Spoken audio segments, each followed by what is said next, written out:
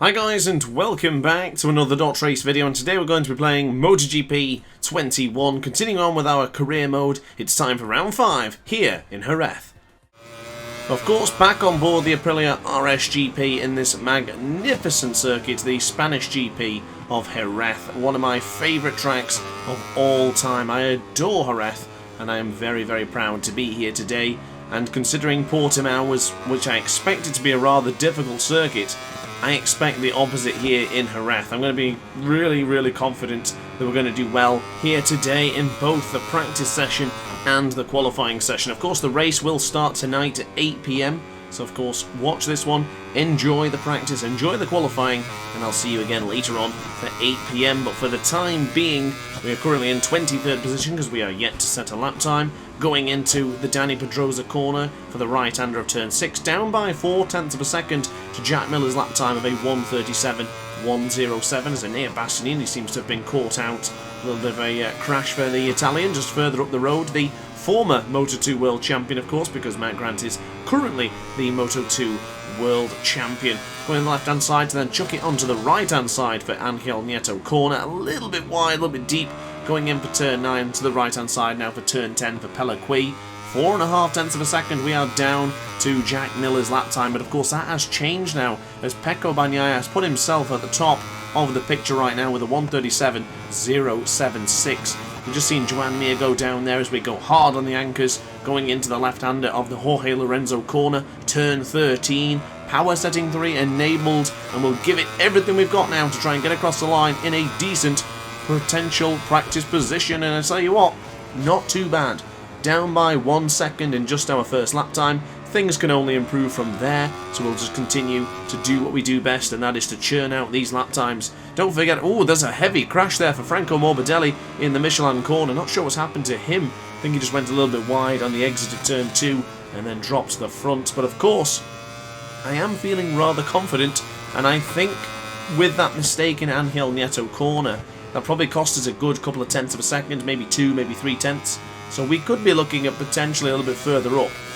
We could be looking at maybe a top 10 position right now as things stand. We are down by 2.5 of a second as going into Dani Pedrosa corner for sector 2.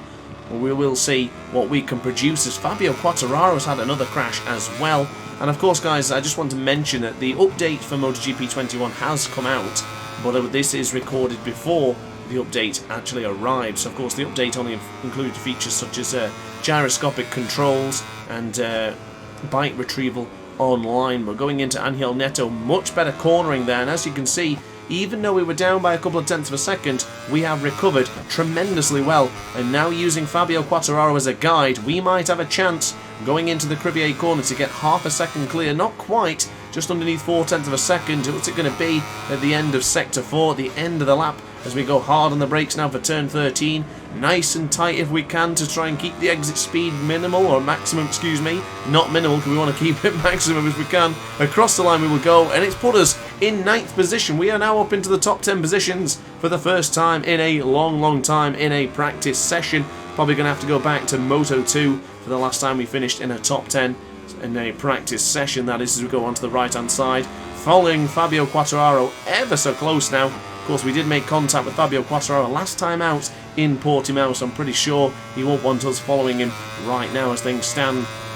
Down by 1/10 of a second into the first sector, still trailing behind Fabio Quartararo. And what I am most pleased with is right now we are using power setting 3, and power setting 3 does usually give me a little bit of trouble when accelerating, but hard on the brakes we'll go towards the right-hander of the Dani Pedrosa corner, and then we'll flick it to the left-hand side in just a moment. What a wonderful move that was to get around the outside of Fabio Quartararo. We just went off onto the grass there, but thankfully the game took pity on us and decided not to give us an invalidated lap bar. Left-hand side once again for the Jorge Martinez Aspar corner.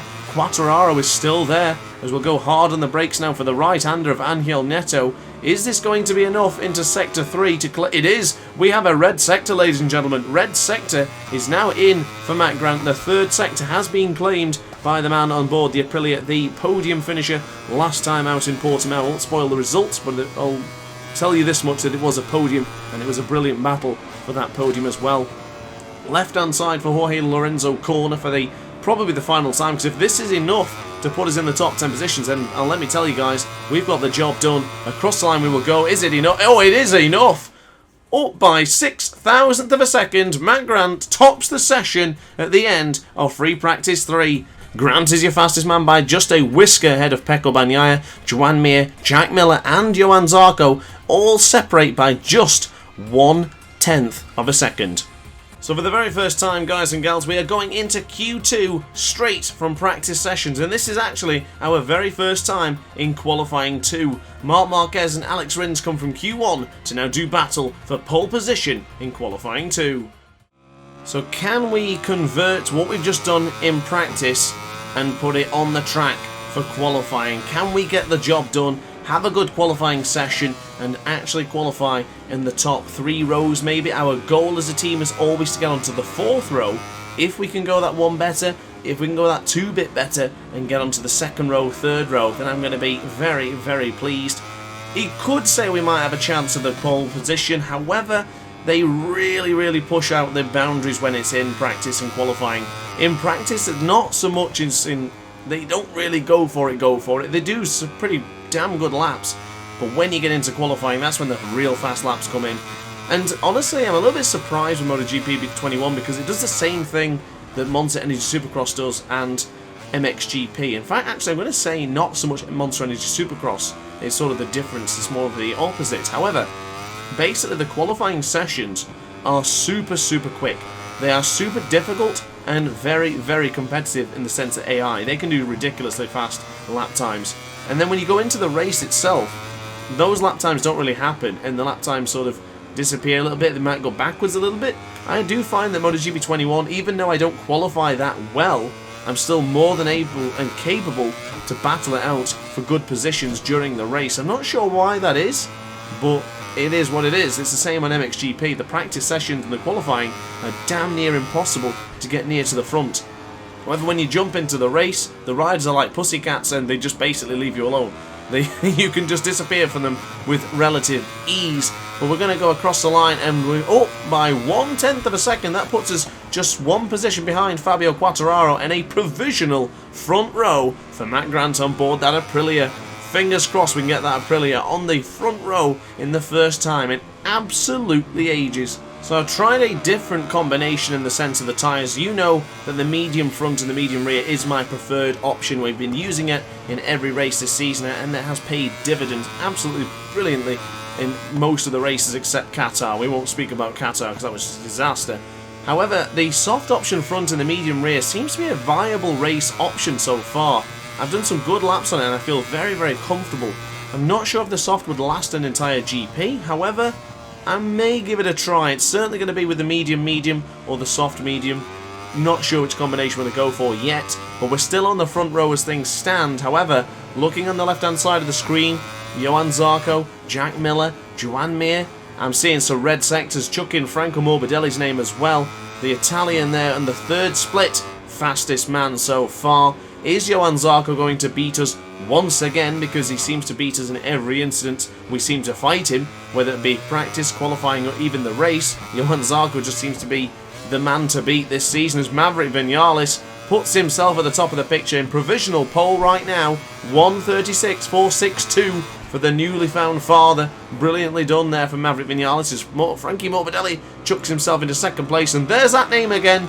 Johann Zarco once again puts himself up at the top of the timesheet, and across the line we will go 4th position right now.